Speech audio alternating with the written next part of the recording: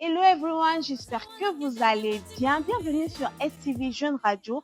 On va rencontrer une personne qui a eu à participer à ce festival une fois. Et puis voilà, on va se lancer. Bonjour madame. Bonjour. Je suis très ravie de faire votre connaissance. Moi, c'est Love Marathon. Et vous? Moi, c'est Madame Fatime Rekia Abba. Voilà. Je suis heureuse de vous recevoir. Merci beaucoup. Merci. Alors, madame, vous avez eu à participer à la première édition. Comment ça a été l'expérience pour vous? L'année dernière, c'est une très, très belle expérience déjà. De par le cadre, de par le thème déjà, on avait eu plusieurs artistes qui étaient venus, qui ont présenté des expositions, des sketchs, des danses déjà, qui nous fait vivre certaines cultures de la République centrafricaine. Ça, j'ai vraiment aimé. Et ce que j'ai plus aimé aussi, c'est ce que j'ai pu avoir durant cette expérience. Personnellement, Durant cette expérience, nous avons eu plus de clients que d'habitude. Et je dis, c'est la première fois que je participe à une exposition avec une telle rentabilité parce que je me suis dit de toutes les expositions que j'ai l'habitude de faire, c'est la première fois où j'ai eu une très grande recette et j'ai eu plus de clients.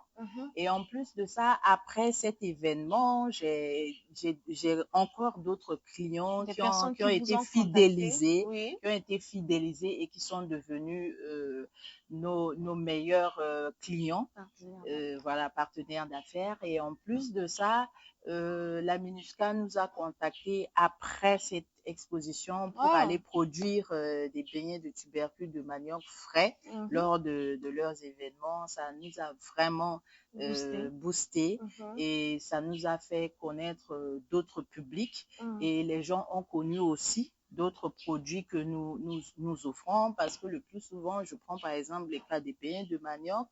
Quand on dit on fait beignets de manioc, les gens sont étonnés de voir qu'avec le manioc, on peut faire le beignet. Or, habituellement, le manioc, c'est dans la sauce et puis on nous redécouvre une autre manière de manger le manioc. C'est ce qui est intéressant. Et aussi, la culture des champignons, quand nous avons parlé de ça, les gens aussi étaient étonnés qu'on peut cultiver le champignon. Donc voilà ce qu'on a pu avoir de cette expérience et vraiment c'était bien passé et nous on était vraiment très très heureux de participer à cet événement. Voilà. Je vois que des merveilles ici. Alors, madame, vous pourriez nous présenter un peu vos articles? Ici, on a une diversité de produits que nous exposons chaque année. Ce que nous avons sur la table ici, ça, c'est des produits qui peuvent être conservés pour un long moment. Donc, premièrement, on a les semences des champignons qui est notre produit phare. Donc, les semences de champignons, nous les exposons souvent pour non seulement informer le public qu'on peut cultiver les champignons, mais aussi nous exposons du champignon frais qui peuvent être achetés directement pour les yabanda et autres.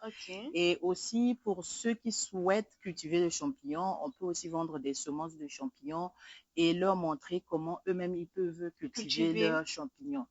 D'abord, notre premier produit phare et on a les infusions. Donc, on a 4 types d'infusions. Aujourd'hui, on a 2 échantillons ici. Oui, on a le goin. Le goin, c'est pas le goin. Le goin, ça veut dire c'est la faim. Mais le goin, ça c'est en langue baya. C'est une infusion de camomille sauvage qu'on prend naturellement au village sous forme d'infusion. Donc, c'est le thé que nous, les villageois, nous, on prenne le matin. Donc, chaque matin au village, c'est ce qu'on prend comme petit déjeuner. Et maintenant, ce produit a beaucoup de vertus.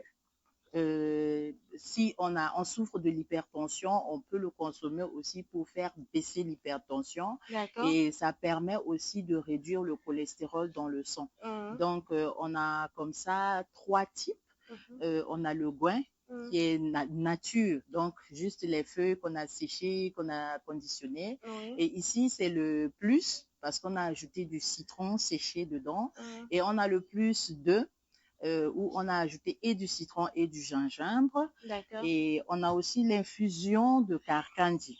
Ouais. Donc, le carcandi, ça, c'est le carcandi que Oui. nous avons l'habitude de consommer, soit Voilà. en yaourt, Oui. mais on peut aussi le consommer sous forme de thé. Oui. Parce que le plus souvent, nous, les grandes personnes, on se dit c'est des choses d'enfants, donc c'est les enfants qui consomment le yaourt.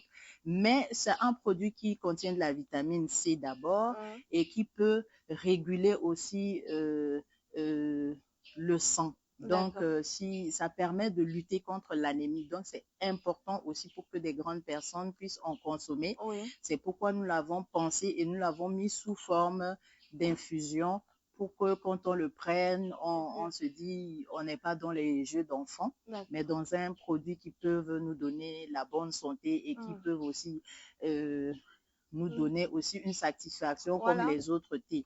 Donc, on a le carcandi nature et on a le carawis dans lequel il y a le gingembre. Donc, voilà les infusions. Désolée, pour dire c'est aussi bissap. Oui. Voilà. D'accord. Merci beaucoup. On a du miel. Oui. On a du miel en bouteille de 1 litre.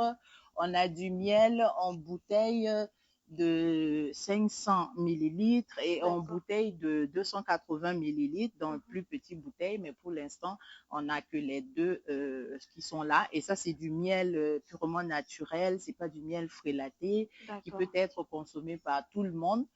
Nous offrons aussi souvent du thé, du piment. Et on a du piment de table. Moi, je ne veux pas dire l'huile de piment parce que les gens me disent beaucoup l'huile de piment. J'aime la texture. Voilà, c'est le piment de table. Donc, on a 3 types de piment. Ça pique? Ah, il faut essayer pour savoir. Hein. Il faut essayer pour savoir. Donc, le piment, je dirais, c'est un héritage parce que j'ai appris à préparer le piment auprès de ma tante. Que je porte son nom. Donc, elle est spécialisée dans la commercialisation de piment. Donc, dès le bas âge, j'étais toujours à ses côtés. Et puis, finalement, le piment, quand j'ai commencé à le faire, les gens m'ont dit, mais comment tu portes le nom de quelqu'un et tu fais son travail. Donc, voilà un peu ce que nous faisons. Et ça, c'est Foroto. Ça, c'est un nouveau produit que nous avons développé exclusivement pour les nourrissons.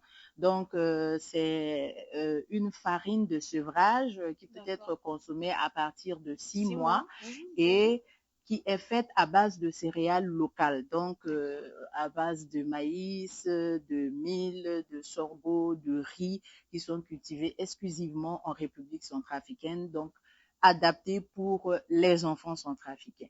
Donc, c'est ce produit que nous offrons aux mères pour le bien-être de leurs enfants. Et nous avons ici le Kawa Plus. Le Kawa Plus, ça, c'est le gros modèle. Mais il y a aussi des petits sachets. Donc, c'est du café aussi purement centrafricain, du café Robusta que nous essayons de faire avec les épices de chez nous. Et son slogan, c'est le café qui nous connecte aux saveurs de nos racines.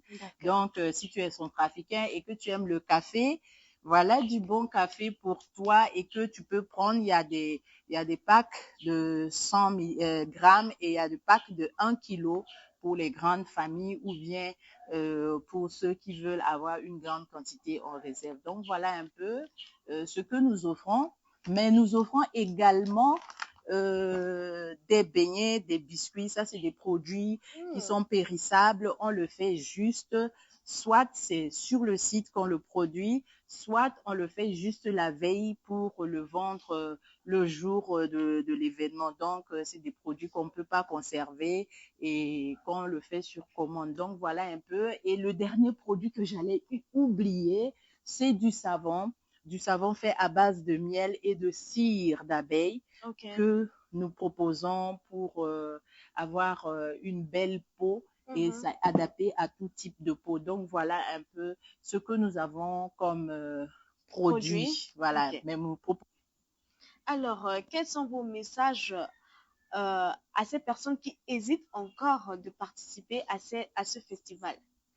Merci beaucoup. Je vais lancer mon appel d'abord aux personnes, que ce soit femmes, que ce soit hommes, qui ont des initiatives dans l'art culinaire ou la culture, parce que c'est pas seulement exclusivement le manger, oui. mais on a les repas et on a aussi la culture d'une manière globale qu'on est en train de vouloir valoriser. Donc, je demande à tous ceux qui ont des initiatives, que ce soit sur les repas, que ce soit sur les transformations des produits centrafricains, de se rapprocher de Yeti Kodro pour pouvoir participer à cette deuxième édition du festival. Et aussi, je demande à la communauté banguissoise, parce que ça se passe pour l'instant à Bangui, de venir massivement découvrir. Ça, c'est un festival qui est ouvert à tout le monde.